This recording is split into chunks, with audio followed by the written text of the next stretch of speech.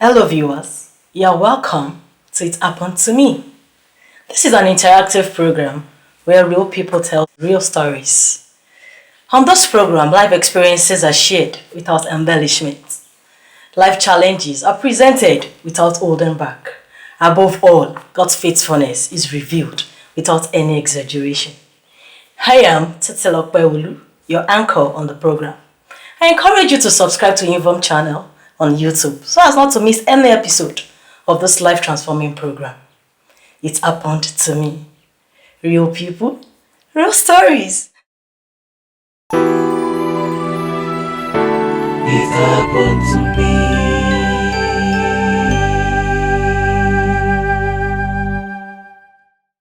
On this episode of It Happened to Me, Brother Shola Mike Agboola, the president of EVOM World Network, will be sharing the story of his early life, his journey into worldliness, and how he met Christ.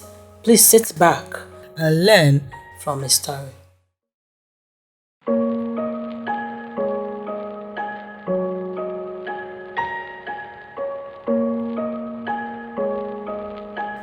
My name is Shola Mike Agboola.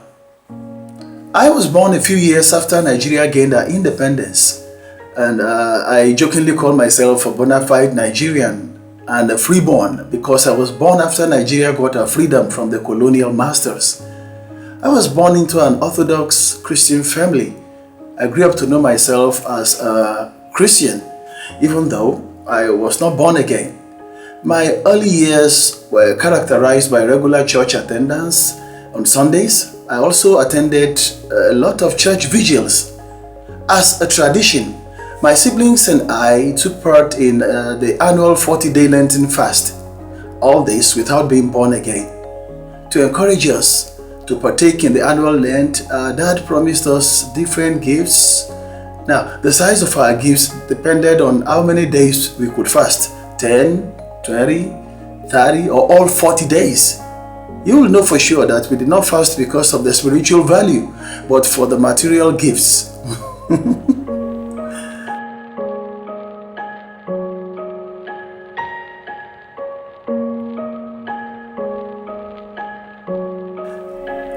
For well over 2 decades, I languished in the cage of worldliness. Quite unfortunately, I never knew I was in a cage. Honestly, for all I thought then, it was those who professed to be born again that were really in captivity. I always felt sorry for them. I rebuffed all attempts by those whom I then classified as religious fanatics to show me the way to freedom. My argument was that I was not too bad, as I was neither given to smoking nor drinking of alcohol. I was, however, a chronic party monger. I gallivanted from one hotel to another, attending all manner of parties, luncheons, dinners, cocktails, and the likes. Even as an unbeliever, God in His mercy blessed me with great intelligence. I graduated from the secondary school with a brilliant result.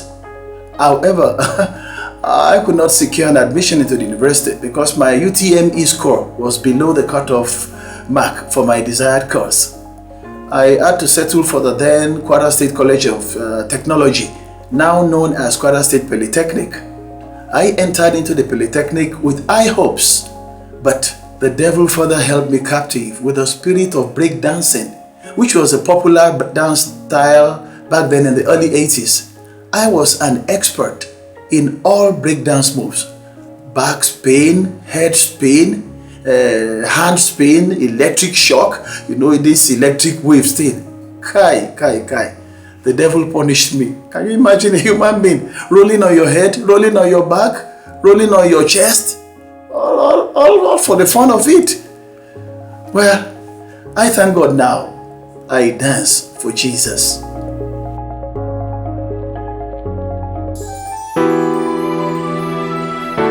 It happened to me.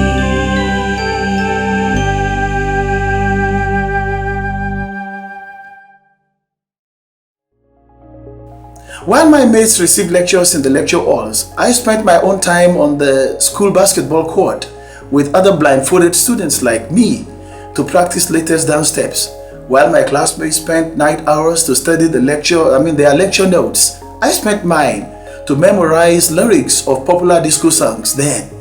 There was hardly any disco song that I could not sing from start to finish. At the end of the fourth session, news got to me that our results had been pasted on the school notice board. I went to the notice board like every other student to check my result. What I saw shook me. I found in front of my name a 6-lettered word, printed in capital letters, repeat. I was confounded. I asked, why? Out of the blues, a voice responded. It said, why not? At that moment, it dawned on me that I had only reaped what I sowed. I knew the lyrics of all the worldly songs, but I did not know my book. The devil was not yet done with me. As I was thinking of the next course of action, he came up with an idea, which I implemented to the letter. I never allowed my parents to know I was repeating the class. That was SBS 1, as it was called then. Meanwhile, I never attended the class I was supposed to repeat. I continued to move with my old partners in worldliness, most of whom managed to pass the exams and got promoted to SBS 2. Can you imagine that? It was a case of offering my destiny for sale.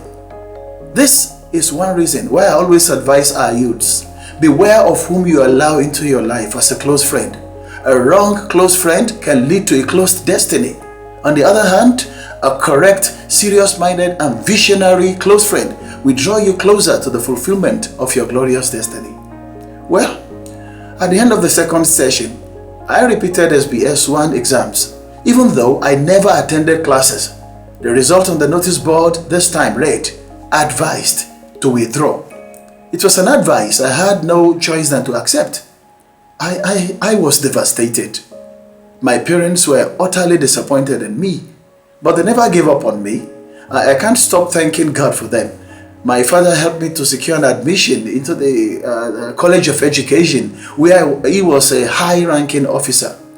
I made up my mind to turn a new leaf and take my academics seriously, but the devil was not yet done with me. He positioned an agent of distraction who came in the form of a female friend in the college to lure me into a higher level of worldliness. All entreaties by my classmates who were Christians to get me converted met with a brick wall. There was a particular sister in my class then. She is now married to a renowned minister of God in northern Nigeria. She made it a point of duty not only to preach to me, but also to prophesy into my life almost every day we met in class. As I speak now, I can recollect the soft tone of her voice reverberating in my ear. She never stopped declaring, Mike, you'll become born again and you will end up serving the Lord. I remember my response at every point she made that declaration was always, it is you and your father's house and your family that will become born again, not me. Never, I will not be born again. She would just laugh. I remember she would laugh and just look at me and say, I believe these prophetic declarations were stepping stones to my eventual escape from Satan's captivity. The seed of that sister's declarations into my life eventually germinated as I got born again on August 30, 1988. It was a Tuesday. It may surprise you to know that I did not become born again on account of a sermon, a song, a book, a tract, or even a movie. It happened in an unusual way.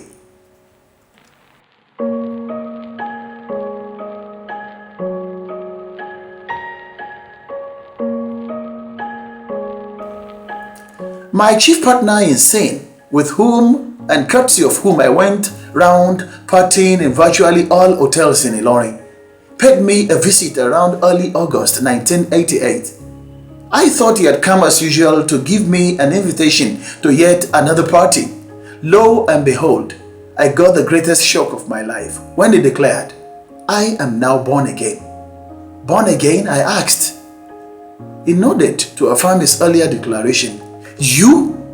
I further asked. He nodded again, this time muttering a yes that sounded more like a whisper.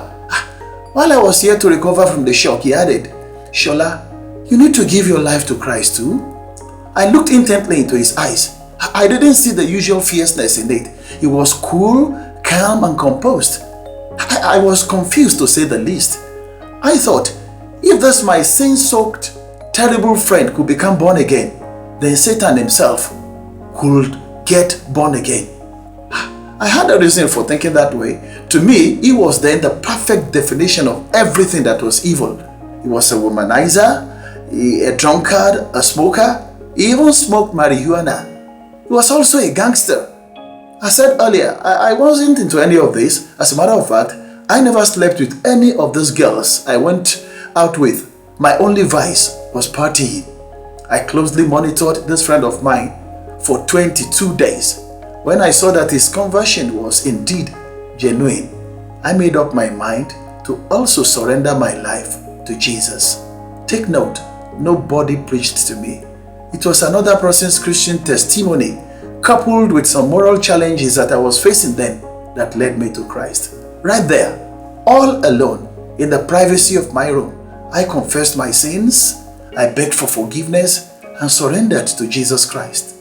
To the glory of God, this friend of mine is now a pastor based in the US.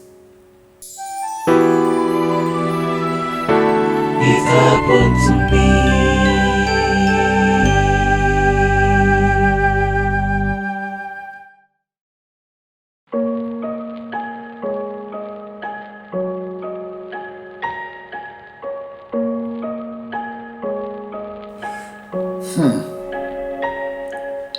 God gave me a turnaround and helped me to gain admission into the university, from where I graduated with a very brilliant result.